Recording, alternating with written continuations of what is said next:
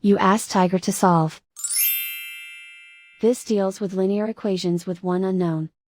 The final result is x equals -3. Let's solve it step by step. Simplify the expression.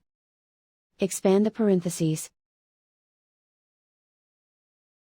Multiply the coefficients. Simplify the arithmetic.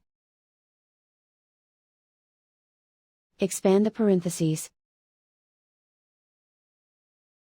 Simplify the arithmetic. Group all x terms on the left side of the equation. Subtract 6x from both sides. Group like terms.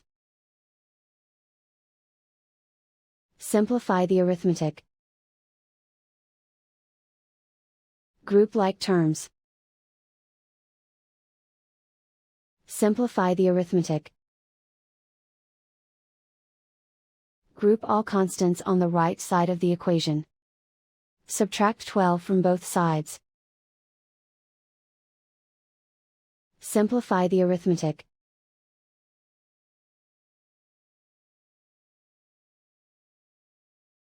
Isolate the x. Divide both sides by 17. Simplify the fraction. Find the greatest common factor of the numerator and denominator. Factor out and cancel the greatest common factor. And so the final result is x equals -3.